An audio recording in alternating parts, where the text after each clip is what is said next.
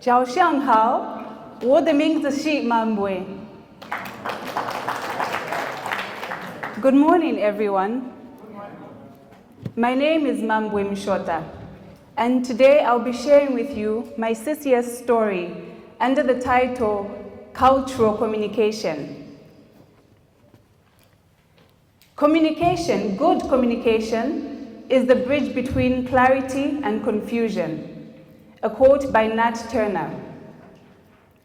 Communication can be defined as the transmission of information. Communication is a vital tool for the existence of human beings. Without communication, the world as we know it today wouldn't be what it is. Communication forms a crucial part of the workplace, because it is through communication that the objectives and the mission of the organization is communicated to all employees. Through communication, work is carried out, tasks are assigned, and feedback is exchanged. Therefore, good communication is vital in the workplace. And indeed, as Nat Turner said, it is the bridge between confusion and clarity. Now, communication styles vary from culture to culture. Chinese and Zambian cultures vary, and one could say they are the opposite ends of the spectrum. These differences and variations in communication are largely due to the fact that we speak different languages in both countries. In Zambia, the official language of communication is English, along with 7 official vernacular languages. These include Bemba, which is largely spoken here on the Copper Belt, as well as the northern and Lopula provinces. We have Nyanja, which is mostly spoken in the eastern province, as well as Lusaka province. We also have Lozi, which is spoken largely in the western province, and Tonga, which is spoken majority in the southern part of Zambia, the southern province of Zambia. We also have Kunda and Luvale and Kaondi as well, which are spoken mostly in the northwestern part of Zambia. In China, the most commonly used dialect is Mandarin.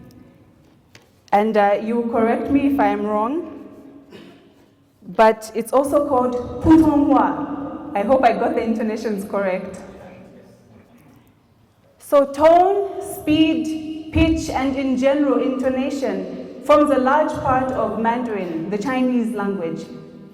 So one word could mean different things based on the intonation that is used. Non-verbal factors such as gestures, facial expression can sometimes affect communication, as these vary from culture to culture and could mean different things in different cultures. Having worked with my Chinese colleagues for close to 6 years now, I have learned to communicate with them despite our differences in language and culture. One aspect that has helped me is to listen with an open mind rather than focusing on what I already know. In addition to this, seeking clarity and asking questions has helped me avoid a lot of miscommunication. Another aspect that has helped me in understanding what my Chinese colleagues are trying to communicate to me is by observing and learning the individual expressions.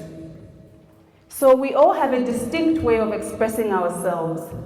And for me, I find that learning how each individual expresses themselves makes it better and easier for me to understand what they're trying to communicate with me.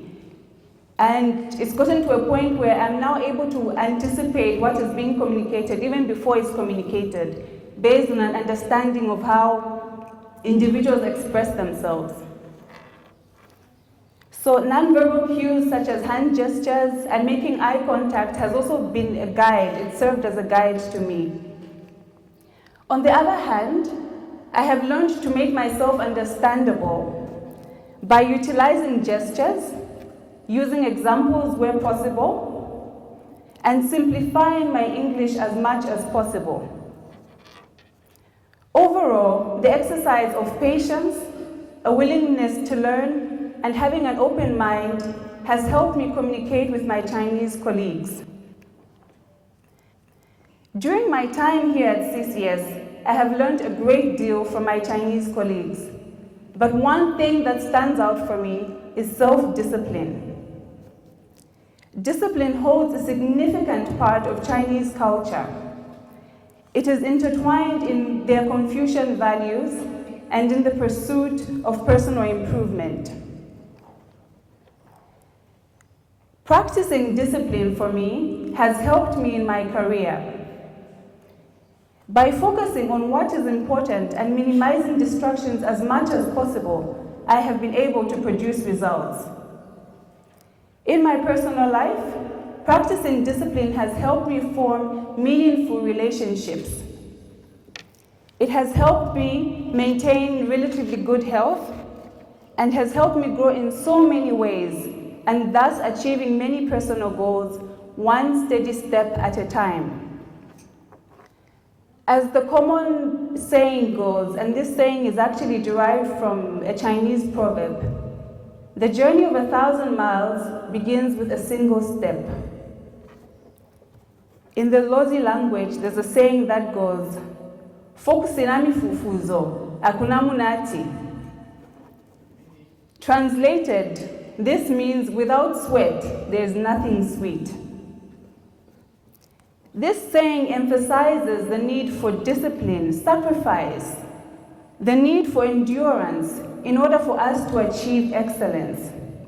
And this, I believe, is something that I have observed to be true of my Chinese colleagues.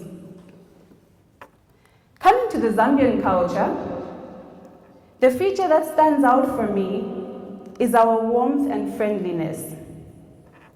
Zambians are known for their friendliness and neighborliness. And this is attested in how eager we are to come together to help each other out, especially in times of crisis.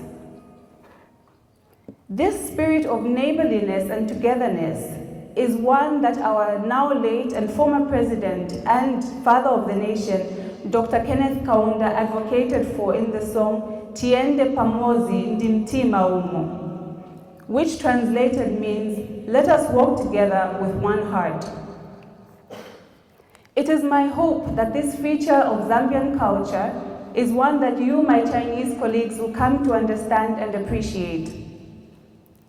I will now conclude by expressing my utmost gratitude for this wonderful opportunity to share my story with you all. I do hope that you'll find something to appreciate and to savor from my speech. Xie xie.